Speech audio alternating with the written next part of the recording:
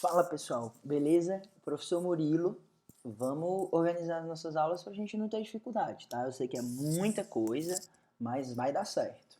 Nós já estudamos, depois que a gente está tendo esses encontros não presenciais, nós já estudamos transmissão das obrigações e aí nós estudamos cessão de crédito e assunção de dívida. Tem um monte de vídeo, tem um monte de material já disponível para vocês. Só que agora, pessoal, a gente vai evoluir. A gente chegou, bateu a meta, agora a gente vai dobrar a meta, tá? A gente chegou até o artigo 303, portanto, já matamos do 233 ao 303 e agora a gente vai evoluir.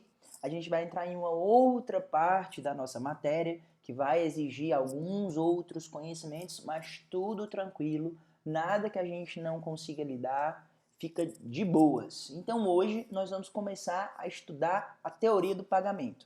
Já já eu falo sobre isso, eu só quero organizar com vocês essa nossa semana. Hoje, pessoal, é dia 31 de março e a gente vai ter algumas atividades nessa semana toda, tá? Hoje vai estar disponível tanto para a turma da manhã como para a turma da noite esta aula que fala sobre solvens.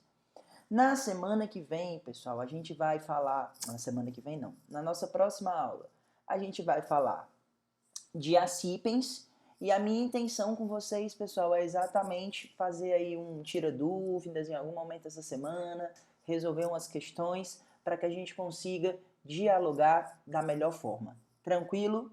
Beleza? Vamos nessa? Então, partiu. Bora lá.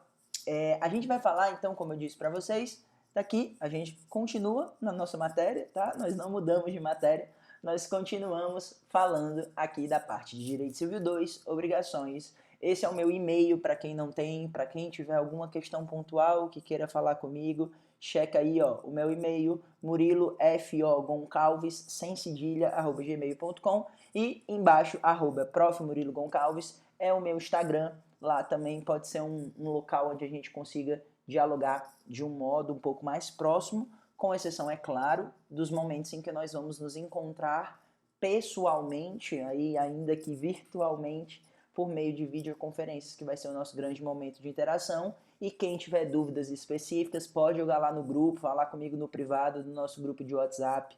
Quem ainda não entrou, manda um e-mail para mim, fala comigo no Instagram que eu te mando o link para você poder entrar no grupo. O Giovanni também tem um link para que vocês possam não ter qualquer tipo de dificuldade. Sem maiores delongas, vamos começar a falar, portanto, agora de um novo momento que a gente vai ter na nossa disciplina. A gente vai para agora a segunda metade do semestre, a gente está inaugurando hoje, falando exatamente da teoria do pagamento. Vamos ver como é que isso funciona? Bora lá. Pessoal, é o seguinte, quando a gente fala aqui em teoria do pagamento, a gente tem que, o mais correto dentro da doutrina de um modo geral, o que a gente acha que é mais bacana de se falar, é a questão, o mais correto na minha leitura, não era chamar de teoria do pagamento. O mais correto, e a doutrina toda coloca isso, que o mais correto seria chamar, ao invés de teoria do pagamento, falar de teoria do adimplemento. Professor, por que que isso é tão importante? Por que que assim seria melhor? Seria melhor, pessoal, porque a gente já passou dessa fase, agora todos vocês já manjam tudo de obrigações, que quando a gente fala de uma obrigação de pagamento, a gente está falando tão somente das obrigações, vamos lembrar? Quando a gente realiza um pagamento, é apenas a obrigação de dar. E a gente lembra que as obrigações, elas não são apenas de dar.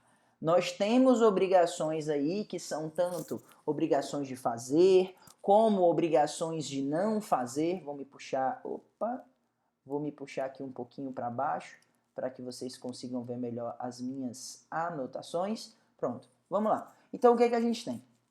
A gente tem, pessoal, exatamente que nós não temos só obrigações de dar. Nós temos obrigações de dar, fazer e não fazer. Quando a gente chama essa teoria de teoria do pagamento, a gente está aí dentro de uma dificuldade. Por que que a gente está dentro de uma dificuldade? Porque onde é que ficam as obrigações de fazer e não fazer? Então, por isso que é mais correto falar em adimplir, teoria do adimplemento. Teoria do adimplemento é aquela exatamente que vai versar sobre Como a gente faz para quitar as nossas dívidas? Como a gente faz para realizar o adimplemento? Como a gente faz para fazer o pagamento? Eu vou falar em teoria do pagamento, mas sempre na cabeça de vocês já façam esse ajuste automático, que é exatamente lembrar que nós estamos falando em teoria do adimplemento e não só de teoria do pagamento, porque a teoria do pagamento ela só alberga as obrigações de dar. Passando essa premissa, eu vou dizer para vocês agora pontuado o que a gente vai tratar.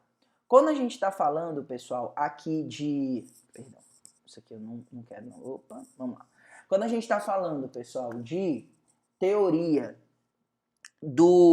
quando a gente está falando aqui de adimplemento, a gente está falando exatamente da situação do pagamento direto. Professor, o que seria esse pagamento direto? O pagamento direto, pessoal, é exatamente como você faz para... Temos um devedor, temos um credor, e o devedor vai pagar para o credor a obrigação, cumprir a obrigação. Pronto. É o pagamento direto, ou seja, você não precisa de intermediários para realizar esse pagamento, tá? Então a gente vai ver como é que isso funciona. Hoje, o meu objetivo com vocês é tratar de um modo um pouco mais detido, com vocês acerca desse momento aqui. Hoje, nós vamos começar a tratar do elemento objetivo. Professor, o que é o elemento subjetivo? Vocês vão lembrar comigo. Elemento subjetivo é quando a gente fala exatamente de devedor e credor, tá? Então hoje a gente vai falar o que a gente sabia até agora. Agora a gente vai evoluir um pouquinho. Regra geral, dentro de uma obrigação a gente tem a figura do devedor e do credor. A gente só vai organizar de maneira técnica como é que a gente vai trabalhar com esses dois polos. Então esta semana nós vamos tratar dos elementos subjetivos. Professor, como assim? A grande pergunta é quem paga e quem recebe. Se vocês responderem essa pergunta agora, sem a gente passar por algumas questões importantes que nós temos que fazer, vai significar exatamente o seguinte. Quem paga, geralmente é o devedor. E quem recebe, geralmente é a figura do credor. Mas agora a gente vai entrar a fundo nessa pergunta e aí a gente vai conseguir dialogar. Pessoal, depois que a gente tratar dessas questões específicas, nós vamos nas próximas aulas falar desses elementos aqui. O elemento objetivo, geralmente a gente vai conhecer como prestação.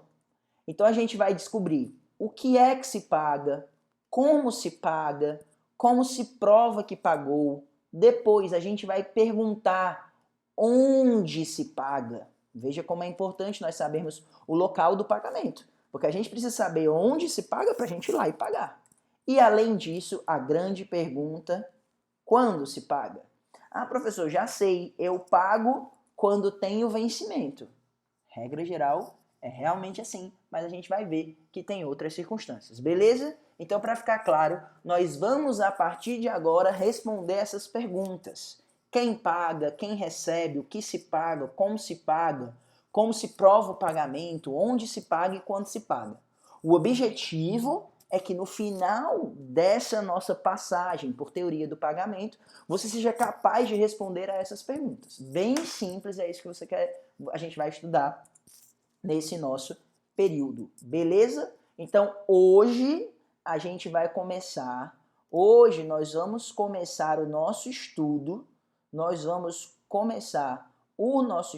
exatamente pelo estudo de quem paga. A gente sabe que nós já estudamos desde o início do nosso semestre que geralmente quem paga é quem? É a figura do devedor. Mas será que é só ele que pode pagar? É isso que a gente vai estudar a partir de agora. Então, vamos lá. A partir de agora, pessoal, vocês vão fazer um acordo, vamos fazer aqui uma promessa entre nós. A gente vai fazer o seguinte, a gente vai entender que a pessoa que paga, vou até puxar para mim para a gente conseguir aqui, ó, olha no meu olho. A pessoa que paga, a partir de agora, nós não vamos entender que ela é a devedora. Nós não vamos mais pensar assim, quem paga? O devedor. Não. O mais correto, e é por isso que a gente vai aos poucos organizando a cabeça de vocês, para a gente poder ir somando no conteúdo e subindo alguns degraus no direito civil, vocês vão entender o seguinte. A partir de agora, quem paga é o solvens. Professor, mas por que isso? Pessoal, todo devedor é solvens, mas nem todo solvens é devedor. Todo devedor, ele é solvens, mas nem todo solvens é devedor. É isso que é a primeira premissa que eu quero que vocês observem. Professor, não estou entendendo nada. Volta lá. Pessoal, quando a gente está estudando aqui a figura dos solvens, o que é que a gente está vendo? A gente está vendo o seguinte, pessoal. Nós estamos estudando que nós temos aqui a figura de em potencial, temos a figura em potencial de um devedor. O que eu quero que vocês entendam? O mais correto, de acordo com a legislação, é que o solvens é aquela pessoa que deve pagar. Quais são os artigos de lei que a gente vai estudar hoje? Nós vamos estudar o 309 ao 307. Né? Alguns de vocês sempre me pedem. A Letícia, uma vez em sala, falou: professor, você sempre vai colocar o artigo de lei? Sempre vou colocar o artigo de lei, tá certo? Inclusive para depois todo mundo lá do turno da noite poder tirar a cópia do caderno da Lia, vai ver lá que os artigos estão ok, tá certo? Então vamos lá. Como eu disse para vocês, regra geral, o solvens vai ser o devedor. Por quê? Todo solvens é devedor, mas nem todo devedor é um solvens. O que eu preciso que vocês entendam? A gente já dialogou em um outro momento até sobre um pouquinho sobre essa palavra.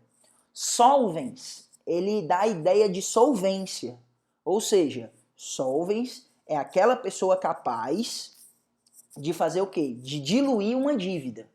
Massa, professor, beleza. Então, quem paga é aquele que tem a capacidade de matar a dívida. Pronto. Todo devedor, se ele tiver grana, ele tem a capacidade de pagar a dívida dele e ser solvens? Sim. Mas às vezes, pessoal, até na vida de vocês já devem ter visto isso. Tem pessoas que pagam as nossas dívidas mesmo não sendo os devedores. O que a gente chama essa pessoa? Anjo. Alguém que paga suas dívidas?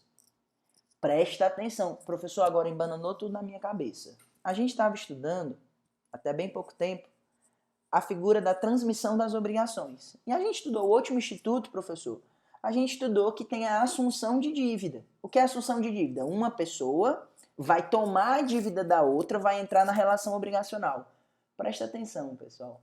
É diferente.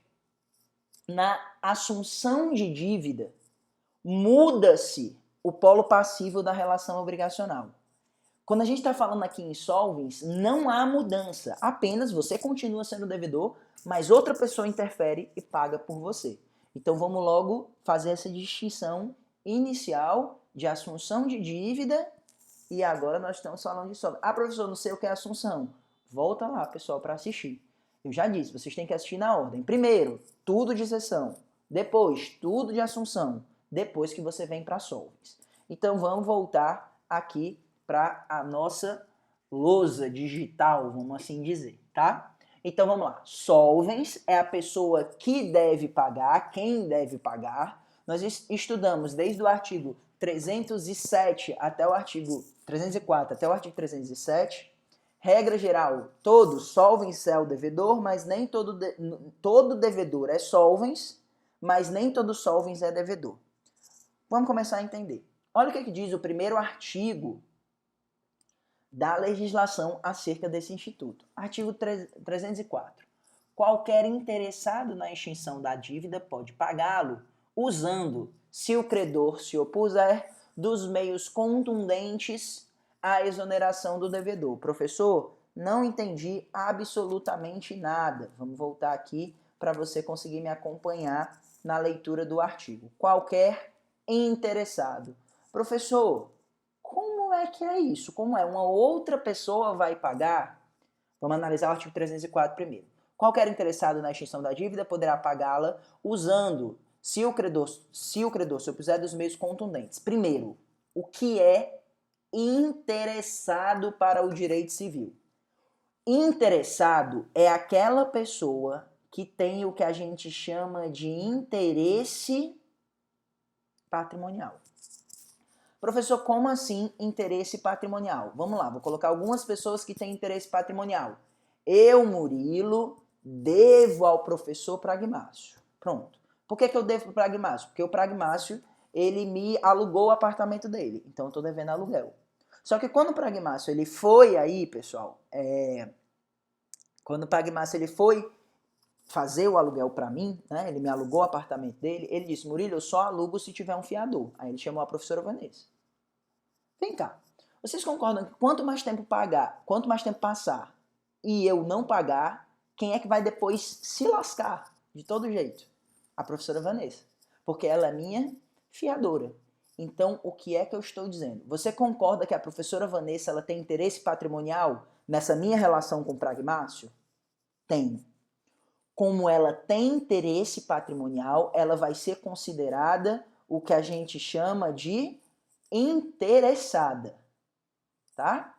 Quem é considerado a guisa de exemplo para vocês interessado? O fiador, o avalista e o herdeiro. O herdeiro, às vezes, também vai estar ali numa situação de interesse. Presta atenção, isso aqui é importante. Se a professora Vanessa, vendo que eu não estou pagando, pagar logo para o Pragmácio, a gente já viu isso várias vezes, o que vai acontecer? Ela vai se subrogar de maneira automática nos direitos de quem? Do Pragmácio. Eu devo sim, R$500 para o Pragmácio. Já não pago aí há um mês, a Vanessa está com medo disso se prolongar ao longo do tempo. Ela vai e paga R$500 para o Pragmácio. Quem é que sai da obrigação? O Pragmácio. Por que o Pragmácio sai? Porque ele já recebeu o que ele tinha que resolver. Como é que a gente chama essa substituição no direito civil? Subrogação. Havendo essa subrogação, vai ser o que a gente chama, pessoal, de subrogação automática. O interessado, que nesse exemplo é a professora Vanessa, que adimpliu, ela vai se subrogar em relação aos direitos, ações, garantias e exceções do devedor primitivo, tá? Então, sendo interessado, ocorre a subrogação automática do interessado que adimpliu em relação aos direitos, ações, garantias e exceções, não é do devedor, olha aqui eu anotando errado, é do credor primitivo. Quando eu subir esse PowerPoint para vocês já vai estar ok, tá? Do credor primitivo, que é exatamente a figura do professor Pragmácio. Mas professor, peraí, então só é interessado, considerado interessado aquele que tem interesse patrimonial. Mas vem cá, imagina o seguinte, eu tenho a minha noiva, imagina que ela vê aí que eu estou com uma situação financeira que eu não consigo pagar, ela vai lá e diz assim, não, eu vou pagar porque eu gosto de você. Então olha só, algumas pessoas na nossa vida, tomara que vocês tenham essas pessoas na vida de vocês, algumas pessoas elas têm o que a gente chama de interesse afetivo.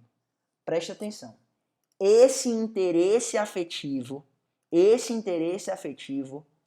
ele não é esse conceito de interessado aqui. Se uma pessoa gosta de você, ela não pode sair pagando as suas dívidas. Eu vou achar ótimo, mas ela não pode. Só quem vai ser considerado interessado, e isso é super importante, só quem é considerado interessado é aqueles que têm interesses patrimoniais. Professor, mas se a minha namorada, se o meu namorado, se o meu melhor amigo pagar a dívida por mim, preste atenção, ele vai ser considerado um terceiro não interessado. Trocando em miúdos para a gente finalizar e seguir para as outras informações que a gente precisa tratar na aula de hoje. Terceiro interessado é apenas aquele que tem interesse patrimonial naquela relação obrigacional. Exemplos, fiador, avalista e herdeiros. Se um terceiro interessado paga a dívida para o credor, ele vai se subrogar e vai poder depois cobrar do devedor primitivo. Basicamente isso que a gente tem que visualizar. Beleza? Vamos seguir. Agora, professor, beleza, eu consegui compreender que apenas é considerado interessado aquela pessoa que tem interesse patrimonial. Mas, professor, um terceiro não interessado, ó, tá aqui. Um terceiro não interessado, ele pode realizar o pagamento? A resposta é sim, ele pode realizar o pagamento. Agora, quando for essa situação de terceiro não interessado, ou seja, seu melhor amigo está pagando uma dívida sua, a gente tem que observar o seguinte, presta atenção. Se o seu amigo fizer o pagamento, ou seja, esse terceiro não interessado, fizer o pagamento em nome próprio, ou seja, o professor Marcel é meu amigo, tem a Vanessa, que é minha fiadora, que é interessada, ela vai lá e não paga.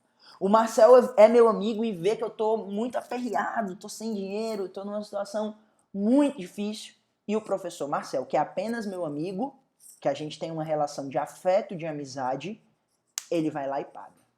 Se o Marcel pagar essa dívida, pessoal, se o Marcel pagar essa dívida colocando eu, Marcel, estou pagando pelo Murilo, ele vai ter direito a quê, pessoal? Ele vai ter direito apenas ao reembolso do que ele pagou. Ele não vai ter, pessoal, uma situação de subrogação. Porque a subrogação você ganha tudo que o credor originário tinha. Você se subroga de modo automático. Então você ganha o quê? Olha aqui, ó. Direitos, ações, garantias e defesas, que a gente já sabe que é a palavra exceção. Se o Marcel, nesse caso aqui, pagar no nome dele, eu, Marcel, pago a dívida no meu nome, mas aí eu estou pagando a dívida no meu nome, porque o Murilo está devendo, ele só vai ter direito ao reembolso do que ele, pessoal, do que ele tratou. O que isso vai aí trazer? O reembolso, pessoal, que está bem aqui, o reembolso, ele é muito, muito diferente de quê? O reembolso, ele é diferente de subrogação, tá? Nós temos duas situações. Quando é que vai ocorrer subrogação? Vai ocorrer, pessoal, subrogação quando for um terceiro interessado pagando, aquele que tem interesse patrimonial. Se for um terceiro não interessado, que em nome próprio, professor Marcel disse, eu, Marcel, estou pagando, ele vai ter direito apenas ao reembolso, ou seja, eu vou ter que pagar para ele o que ele pagou, mas eu apenas vou ter que pagar quando a dívida vencer. Vamos supor que a minha dívida só se vencia, sei lá, dia 25 de abril. O Marcel estava solidarizado comigo e disse, não, tu tá aperreado, tu não vai conseguir pagar. Ele paga logo. Quando é que ele vai poder pedir o reembolso para mim? Apenas quando a dívida vencer. Ou seja, se ele pagou antes, ele vai ter que aguardar. Essa outra informação aqui, eu digo já para vocês o que ela significa. Vamos guardar essa em caso de dúvida. Agora vem cá. Vamos supor que o Marcel é uma pessoa iluminada, uma pessoa que é bacana, uma pessoa assim que gosta mesmo de mim, e ele faz o quê? Murilo, eu vou pagar. Agora eu vou pagar no teu nome. O Marcel faz lá como é o nome? Um envelopinho, coloca o dinheiro, coloca assim, de Murilo para credor. O que ele está fazendo? Ele está realizando um pagamento, mas ele está fazendo um pagamento em nome e em conta do devedor. Olha a diferença. Quando é nome próprio, essa pessoa não interessada coloca o nome dela como pagador. Marcel, pessoa maravilhosa, ele agora coloca o quê? Um envelopinho, entrega para o credor com o meu nome. Este pagamento está sendo realizado pelo Murilo e o Murilo é que está pagando. Quando ele faz isso, pessoal, o Marcel, ele está fazendo apenas e tão somente um ato de liberalidade. Ou seja, ele está fazendo uma doação. Se o Marcel pagar para mim a dívida em meu nome, e não no nome dele, não no nome próprio dele, que é a situação de em cima, se ele pagar no meu nome, ele vai estar fazendo uma doação, ou seja, ele vai estar fazendo uma liberalidade. Eu não vou ter que reembolsar. Então, quando alguém disser que quer pagar a tua dívida, doido, paga aí, vá lá, mas faz no meu nome, faz no nome do devedor. Porque aí você não vai ter nenhuma obrigação de devolver aquele pagamento. Então, pessoal, nós temos aqui, para ficar claro, nós temos aqui uma situação de três situações específicas. Primeira situação, nós temos o... Deixa eu apagar aqui. Nós temos a figura do terceiro, nós temos a figura... Opa, vamos lá. Vou tentar fazer isso para vocês, para ver se desenhando fica um pouquinho mais claro. Vamos ver se eu consigo. Menina, é difícil às vezes a gente ficar fazendo essas coisas aqui. Vale, tem legenda, não sabia disso. Eu quero tirar isso. Como é que tira? Pera. Vamos lá. Eu vou deixar pra lá, deixa do jeito que tava mesmo, que senão a gente vai ter algum tipo de dificuldade. Eu acredito que tenha dado para vocês entenderem. Eu espero que vocês tenham conseguido entender da maneira que eu expliquei. Eu vou desenhar aqui nesses slides mesmo, para não ter que abrir uma folha em branco. Então, nós temos uma primeira situação que é o quê? O terceiro interessado. O terceiro interessado acontece o quê? Ocorre subrogação. Subrogação, primeira hipótese que a gente tem aqui. O segundo, pessoal, a segunda hipótese que a gente tem é quando a pessoa paga em nome próprio.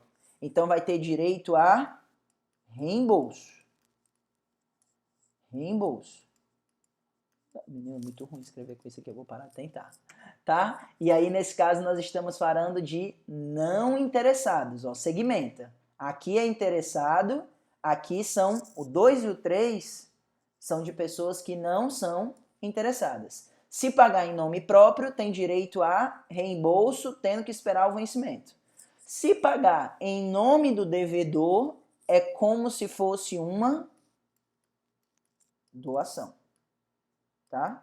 Então você espera que uma pessoa um dia faça isso na minha vida. Meu povo, juro que eu estou tentando fazer uma lousa digital, mas não está rolando. Eu vou tentar depois fazer de outras formas aqui para ver se eu consigo. Tá? Beleza? Espero que tenha ficado claro essa parte inicial para vocês, tá? Essa parte inicial realmente ela é muito importante.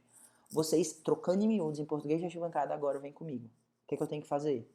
Se é interessado, interesse patrimonial, pagou, subroga. Se é não interessado, paga em nome próprio, tem direito a reembolso. Se é terceiro não interessado e paga em nome e em conta do devedor, não tem direito nem a reembolso e vai apenas fazer isso como se fosse uma doação. Uma pessoa abençoada que surgiu na sua vida e quer pagar suas contas, só aceite. Tá? Vamos seguir.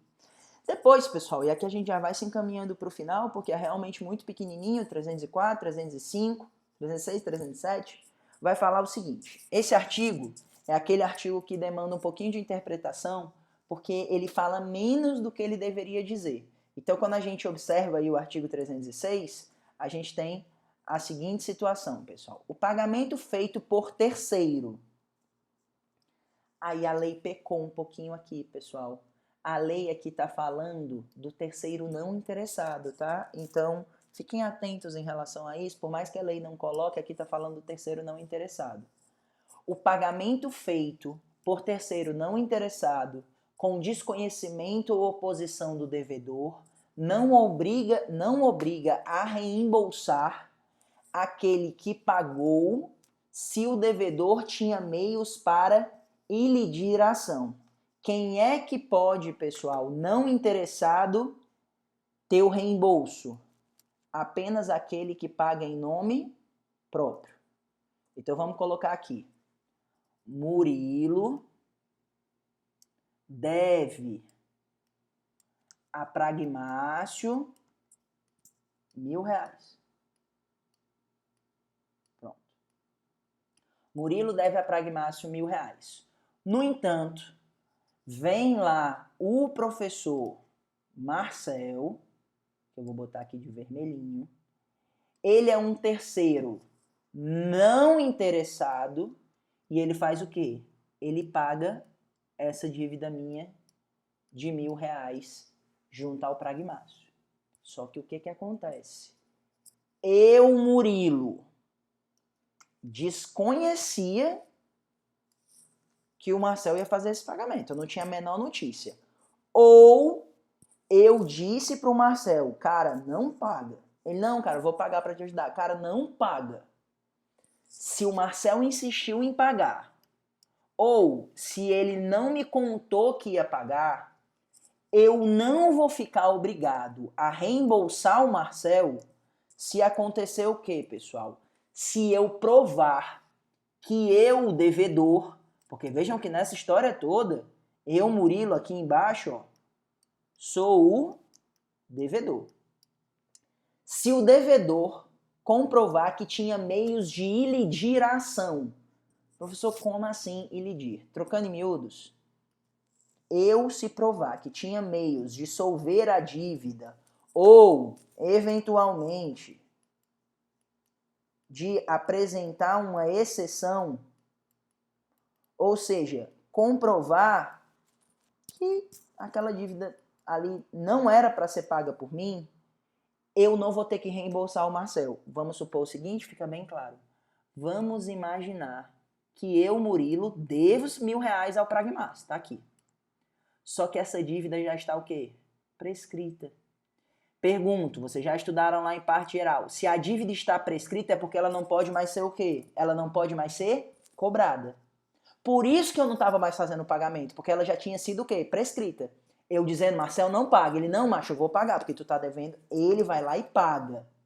Mesmo a dívida estando o quê? Mesmo a dívida estando prescrita. Ele vai lá e paga. Se o Marcel paga e ele é um terceiro não interessado, se ele paga, pessoal, em nome dele, em nome do próprio Marcel, ele não teria direito a reembolso? Tem. Se o Murilo comprovar que a dívida já estava prescrita ou que não havia mais motivo para se realizar esse pagamento, eu não vou ser obrigado a reembolsar o Marcel.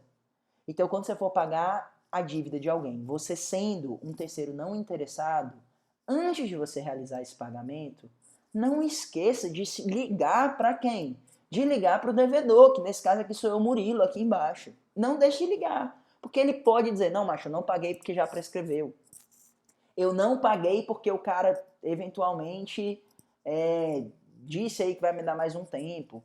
Qualquer coisa. Se tiver um meio de ilidir, você vai estar numa situação de prejuízo muito grande. Você que pagar como terceiro não interessado.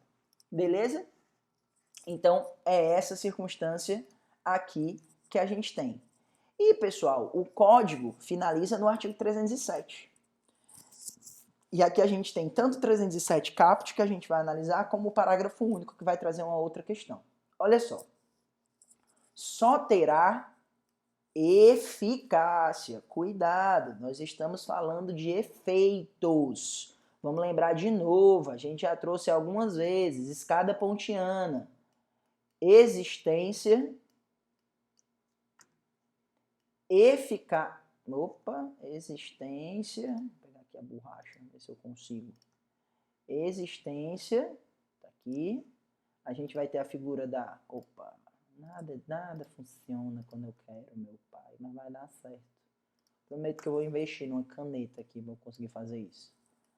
Validade, tá ótimo, why, validade e eficácia, tá?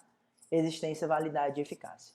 O que isso aqui vai trazer pra gente? O seguinte, pessoal, só terá, olha onde é que fica? Eficácia, não estou falando de validade. Só terá eficácia o pagamento que importar transmissão de propriedade quando feito por quem possa alienar o objeto em que ele se constituiu. Pessoal, não fica truncado como a legislação fala, mas eu vou explicar para vocês. Isso parece meio óbvio. Vamos lá. Imagine que uma pessoa deve aí, sei lá, um caderno para outra. Eu devo E um caderno, e aí eu vou falar de uma obrigação de dar coisa incerta, eu devo um caderno para o professor Pragmácio. Vocês concordam que eu cumpro a dívida se eu entregar o caderno? Beleza. Mas imagina agora que, eventualmente, pessoal, o Marcel pega um caderno e entrega para o Pragmácio. E ele fez esse pagamento aí, entregando um caderno que não é dele. A minha pergunta é o seguinte, pessoal. Eu posso pagar alguma coisa, eu posso cumprir a obrigação com algo que não é meu? Óbvio que não, meu povo, pelo amor de Deus. Você não pode pegar o patrimônio de uma outra pessoa e pagar a dívida. O que o código diz em relação a isso para vocês entenderem? O que significa esse artigo 307? Somente o titular de um direito real. Por direito real aqui, pessoal, eu vou colocar para vocês o grande direito real que a gente tem, que é a questão da propriedade. Somente o titular do bem que seja proprietário poderá realizar o pagamento. Isso a gente tem, pessoal, dentro do direito civil como uma grande lógica. É a vedação de alienação por quem não seja dono. Por exemplo, eu não posso vender, eu não posso dar a outra pessoa algo que não seja meu. A gente traz essa expressão um pouquinho do latim, é a vedação de alienação a non domino, ou seja, aquele que não seja o dono. Se eu não for o dono, eu não posso, por óbvio, pegar algo que é de alguém e pagar. Tá bom? É isso que está dizendo 307 caput. Mas o código evolui e depois ele vai trazer o parágrafo único do 307, tá? Aqui é o parágrafo único do artigo que a gente acabou de falar, tá certo? Deixa eu me tirar daqui, porque tem uma informaçãozinha aqui que vocês vão perder. Pronto. Vamos agora analisar o parágrafo único do 307 e a gente finaliza esse nosso encontro, tá? Sem embargo, vocês têm lá fórum, vocês podem me perguntar no WhatsApp, se tiver dúvida, falem. É importante eu saber como é que vocês estão recebendo, porque aí, por exemplo, na aula passada, alguns colegas sinalizaram a dificuldade, eu pausei o conteúdo, expliquei para vocês, a gente não tem pressa, tá certo? Então vamos lá. O parágrafo único diz o seguinte, parágrafo único, ele diz o seguinte, se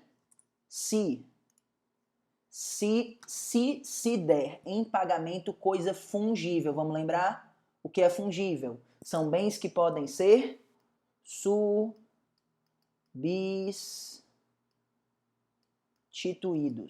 Tá, meu Deus, não tem a menor coordenação. Substituídas. Não se poderá mais reclamar do credor que de boa fé recebeu e consumiu, ainda que o solvente não tivesse o direito de aliená-la. Eu vou traduzir esse artigo nesse exemplo aqui agora que a gente vai visualizar. Esse exemplo aqui, ele vai traduzir o que diz o parágrafo único do 307. Eu peguei esse exemplo, inclusive, para que vocês possam revê-lo de modo mais tranquilo, do livro do professor Flávio Tartucci, mas pode ser qualquer tipo de bem fungível aqui. Botei só para ficar mais claro e de mais fácil acesso para vocês. Vamos lá. A entrega a B 100 sacas de café pertencentes a C. Vamos lá. A entrega a B 100 sacas que não pertencem a ele. Pertencem a quê? A C. Pergunto. A poderia ter entregue essas sacas a B? A regra geral, pessoal, é que não. Porque eu só posso entregar algo que seja meu. Porque nós temos no direito brasileiro a vedação, a alienação, a vedação de alienação por quem não seja dono. Vedação de alienação a non domino. Então você não pode alienar algo que não seja o quê? Algo que não seja seu. Considerando esse exemplo de que A entrega a B 100 sacas que não são dele, são de C, a gente vai ver quais são as repercussões que a lei vai trazer pra gente. Primeira reflexão. A entrega para B e B, ele não sabia que as sacas não eram de A. B consome o café de boa fé. Se o B que recebeu, ele consumiu de boa fé, o C vai recobrar as sacas de café de quem? As 100 sacas. A, porque foi A que agiu aí, pessoal, de má fé, tá certo? Já achei mais um errinho aqui que eu já vou ajustar. Tem uns 2 errinhos no PowerPoint que quando eu for subir para vocês no aluno online eu já retifico. Vamos lá. O café não foi consumido, consumidor, ó. O café não foi consumido por B. Então, o C poderá entrar contra o B para reaver as sacas de café. Ah, professor, e depois o B pode entrar contra A, a dívida vai ser mantida, pessoal. Porque se o B perdeu aquilo que foi pago para ele, para C, ele vai depois poder entrar contra A. Então vamos voltar aos exemplos para ficar bem mais claro. A entregou para B, B recebeu de boa fé e consumiu. O C vai entrar contra A. A pagou para B 100 sacas e B não consumiu. O C vai poder entrar contra o B para reaver aqueles determinados bens que eram dele e foram entregues por outra pessoa. Agora preste atenção. A entrega para B e o café é consumido por B de má fé. O B sabe que as sacas não são de A. Ele sabe que as sacas são de quê? De C. Preste atenção. Nessa situação específica, o C vai entrar contra o B, porque o B ele consumiu de má fé. Havendo má fé e perdas e danos, quanto às perdas e danos, respondem todos os culpados solidariamente. O que isso significa? Nessa última situação, C vai demandar B para reaver o valor aí das sacas porque ele recebeu de má fé. Havendo perdas e danos, quem é que vai ser responsável? B e A. Porque A entregou para B, sabendo que não era dele, porque você sabe quando uma coisa não é sua, meu povo.